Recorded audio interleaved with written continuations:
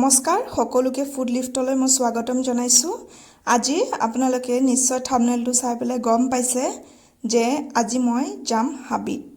এতিয়া হাবি কি হয়, হাবি ক'ত আছে আৰু কেনেকৈ যাবলৈ পাৰে হেতু গম পাবলৈ, হেতু জানিবলৈ আপোনালোকে ভিডিওটো চাই থাকক। বৰ্তমান মই আছো নলবাৰী টাউনত।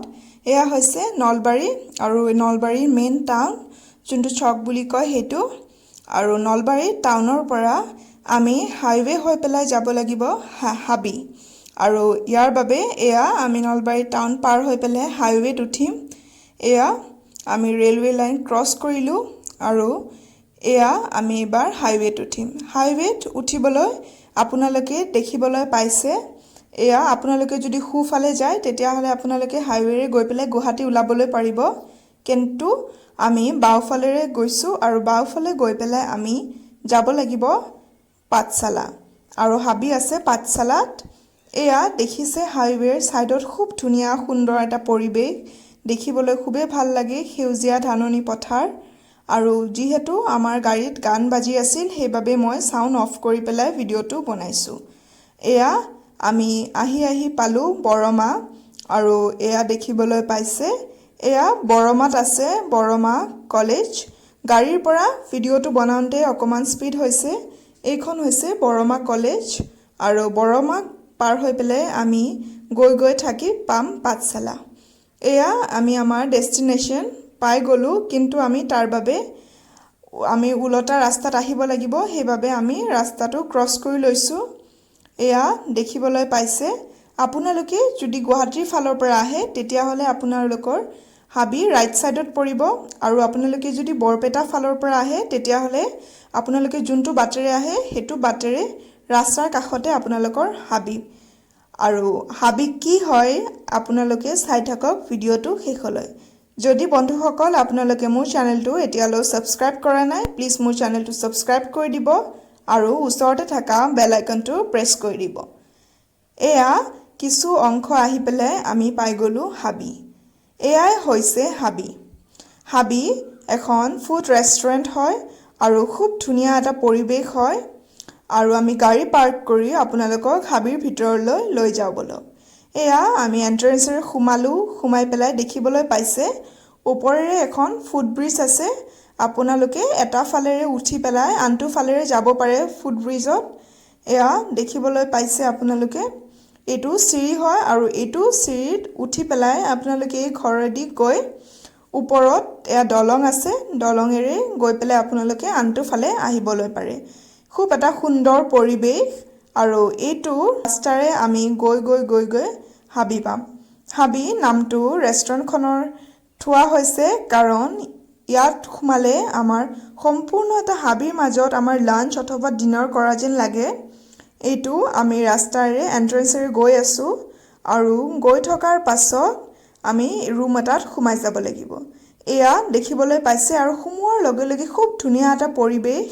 এয়া দেখিবলৈ পাইছে গছ আছে আৰু মন কৰিব যে ভিডিওটো এন্ধাৰ হৈছে কাৰণ হাবিত এন্ধাৰ যোনটো এটা পৰিৱেশ থাকে গছ-গছনিৰ মাজত হেতু পৰিৱেশ অনুসৰণ কৰি পেলাই খুব ধুনীয়াকৈ এটা এনভাইৰনমেন্ট দিয়া হৈছে। ইয়াতে লাইট কম পৰিমাণে ব্যৱহাৰ কৰা হৈছে, যোনবোৰ ডিম লাইট হয় সেইবোৰ ব্যৱহাৰ কৰা হৈছে। এয়া এডাল গছ আছে আৰু গছত পাতবোৰ এইবোৰ উলমাই দি থোৱা আছে। এইফালে আপোনালোকৰ টেবল আছে, লাঞ্চ কৰা টেবল আছে আৰু গছ লতা যেনেকৈ হাবিত উলমি থাকে লতাবোৰ তেনেকৈ আছে আৰু সুন্দৰ এখন নিজৰাৰ ওপৰেৰে যাব পৰা এখন ব্ৰিজ দি থোৱা আছে। এয়া দেখিবলৈ পাইছে আপোনালোকে গছ লতা আৰু ইয়াতে ওপৰত আপোনালোকে চৰাইৰ বাহ দেখিবলৈ পাব। এয়া দেখিছে তেওঁলোকে খুব ধুনীয়াকৈ ছালত মানে যেনেকৈ হাবিত চৰাই বাহবোৰ ওলমি থাকে তেনেকৈ পাতৰ মাজত চৰাই বাহ ওলমাই দিছে। খুব ধুনীয়া লাগে গৈ পেলাই আৰু যোনটো এনভাইৰনমেন্ট হয় হেতু মানে আপোনালোকক আকৰ্ষণ কৰিব। আৰু এয়া লতাবোৰ আছে। এইখন পৰ্বত টাইপ পাহাৰ পৰ্বত বনাই দিছে তেওঁলোকে আৰু ইয়াৰ পৰা পানী বৈ গৈ পেলাই খুব ধুনীয়া এটা তেওঁলোকে নিজৰা বনাই দিছে। এয়া দেখিছে নিজৰা বনাই পেলাই নিজৰা দি পানীটো যায় আৰু পানীৰ ওপৰত সৰুকে এখন দলং বনাই দিছে। এই দলঙৰ ওপৰেৰে মানুহবোৰ পাৰ হ'বলৈ পাৰে আৰু আনটো ফালে যাব পাৰে এয়া আৰু এটা চৰাই বা তেওঁলোকে বনাই দিছে খুব ধুনীয়া পৰিৱেশ খুব শান্তিময় পৰিৱেশ খুবেই ভাল লাগে ইয়াতে এচিৰ ব্যৱস্থা কৰি দি থৈ দিছে তেওঁলোকে এয়া গছ লতা এতিয়া আমি লাঞ্চটো কৰি লওঁ আৰু লাঞ্চ কৰাৰ পাছত এটা ইন্টাৰভিউ ভিডিঅ' আছে এয়া আমি হাবিত আহি উপস্থিত হৈছোহি এয়া খুব ধুনীয়া এটা পৰিৱেশ হয় আৰু ইয়াতে আমি আমাৰ লাঞ্চটো কৰিলোঁ আৰু খুবেই ভাল লাগিছে আৰু আমাৰ মাজত আছে আজি নামটো আপোনাৰ ৰূপজ্যোতি বৈশ্য আৰু এওঁ এতিয়া বৰ্তমান দায়িত্বত আছে এইখনৰ হাবিত চ' আমি আহক আমি জানো এওঁৰ পৰা যে আমাৰ কেনেকৈ এইখন আৰম্ভ হাবি আৰু কেনেকৈ মানে এওঁ কোনটো ষ্টেজৰ পৰা পাইছে বা কেতিয়াৰ পৰা এওঁ আৰম্ভ কৰিছে চোৱা চিতা কৰা আহক আমি আৰম্ভ কৰোঁ আপুনি কেতিয়াৰ পৰা এইখন মানে আপোনাৰ দায়িত্ব লৈ আহিছে আপোনালোকৰ হাতলৈ আমাৰ দায়িত্ব মানে আপোনাৰ আমি এইখন আগতে মালিক আপোনাৰ বেলেগ আছিল পাঠশালাৰে বিকিৰণ তালুকদাৰ বুলি এতিয়া মানে আপোনাৰ টিহুৰ জয়প্ৰকাশ বৈশ্যৰ পাৰ্থপ্ৰতিম তালুকদাৰে মানে এইখন লৈছে এতিয়া আমি লোৱা মোটামুটি আপোনাৰ এই দুৰ্গা পূজাৰ এবছৰ হ'ব ঠিক আছে আৰু মানে বিশেষকৈ কাষ্টমাৰ কিমান আহে ডেইলি ধৰকচোন কাষ্টমাৰ আহে আৰু ইয়াতে ধৰকচোন মোটামুটি ফেমিলি হওক কাপোৰ হওক সেইবিলাক আহে আৰু গোটেইবিলাক আৰু বিশেষ কৰি আমাৰ জুবিন দা আহিলে ইয়াতে আহে আৰু মই ভিডিঅ' চাইছিলোঁ ডিম্পু বৰুৱা আহিছিল ৰিগু কাশ্যপ আহিছে যিহেতু মানে পৰিৱেশটো বহুত ভাল হয় ভিতৰত সোমাই পেলাই খুবেই ভাল লাগে আৰু আপোনালোকৰ মানে লকডাউনত যিহেতু বন্ধ আছিলে কেনেকৈ এফেক্ট কৰিলে আপোনালোকক বন্ধততো বহুত এফেক্ট কৰিছে লছৰ ওপৰত লছ হৈ গৈছে এতিয়া আপোনালোকে খোলা বন্ধ পিছত কিমান আমাৰ মোটামুটি আপোনাৰ জুনৰ 10 তাৰিখমানৰ পৰা ষ্টাৰ্ট কৰিছোঁ 10 তাৰিখৰ পৰা কণ্টিনিউ কৰি আছোঁ এতিয়ালৈকে কৰি আছোঁ তেতিয়া মানে কাষ্টমাৰ বেছি নে এতিয়া কমিছে অলপমান কাষ্টমাৰৰ মানে প্ৰথম কেইদিন প্ৰভাৱ পৰিছিল খোলাৰ লগে লগে এতিয়া মানে বিশেষ প্ৰভাৱ পৰা নাই কাষ্টমাৰটো আহি আছে ঠিক আছে তেনেহ'লে ধন্যবাদ জনালোঁ মই আপোনালোকক